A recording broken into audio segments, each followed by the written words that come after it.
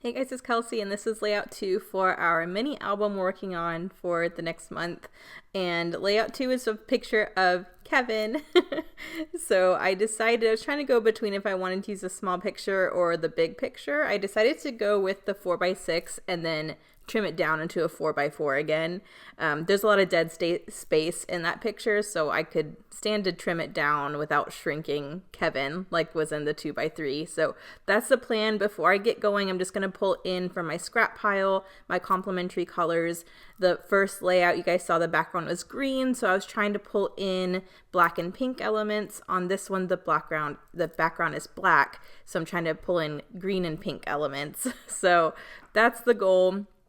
I'm just going to go ahead and trim this into its 4x4, and then one of the elements I'm kind of using as a guide from the first layout I did, things I want to carry throughout the book. So the first thing I did on the first layout was matte the photo in white and black. I really liked that bold but simple double matte right off the get-go. So I'm going to start with that when I have my photo trimmed down as well. So I'm just going to go ahead and matte it on both of those, and then I can start playing around with the papers to see how I want to layer this one. I do want my layering to be kind of different on every page, but still be cohesive as you're flipping through the book. So I'm just trying to keep that in mind as we get going here.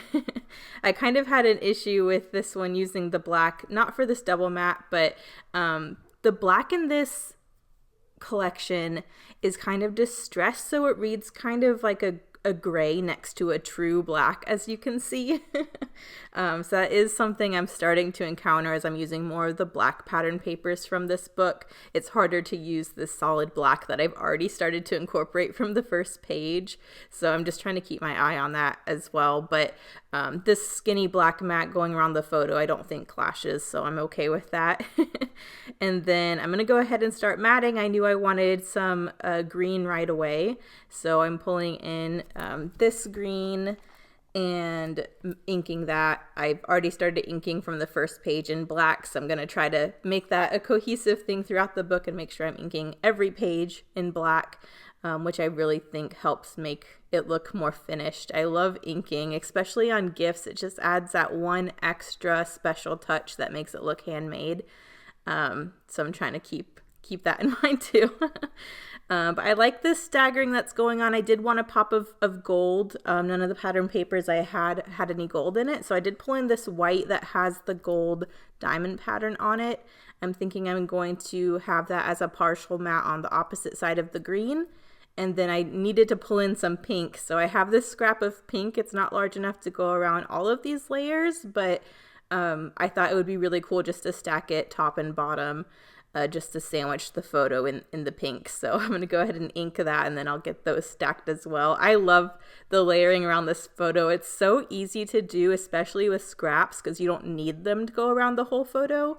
But I feel like it makes a really fun impact. So I'm going to get the paper layers glued down, and then I'll have to figure out what I want to do with the rest of the page. I haven't really committed at this point to do that notebook edge punch on the center line on all of these, at least on the inner side that's going to go in the book.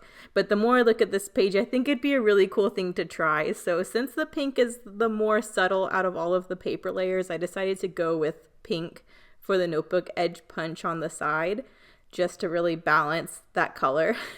And I just think it looks cool. So I think this is going to be a thing. I'm going to go ahead and just have this notebook edge punch on the side of all the layouts in this mini album.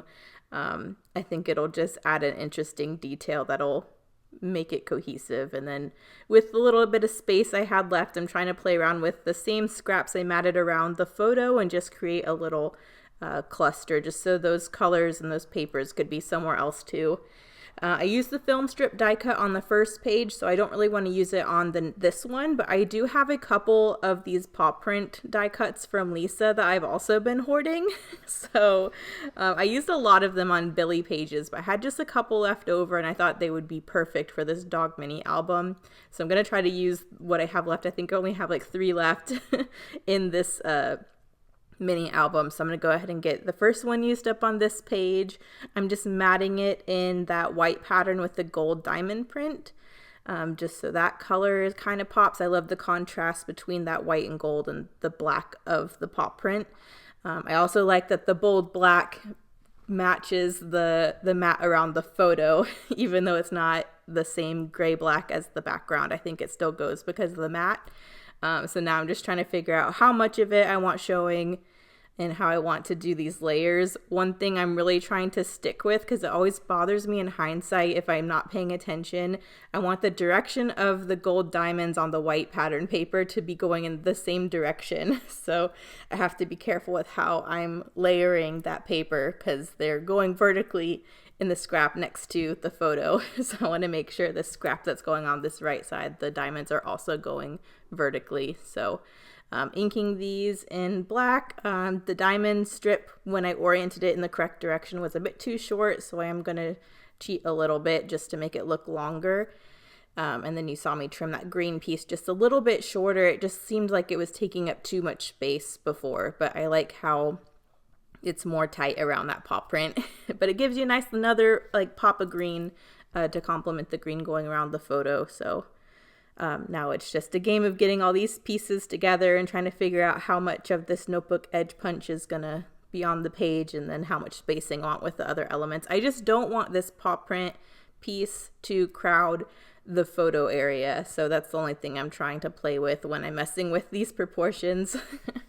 But it's coming together. I'm going to get this white piece. You can see how I just trimmed it into two pieces so I could kind of stretch it to make it look longer.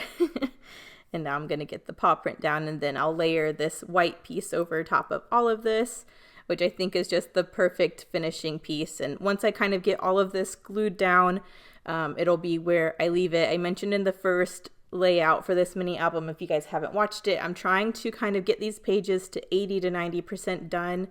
And so I can finish them all at the same time to make sure they all feel cohesive and you know, put together by the end.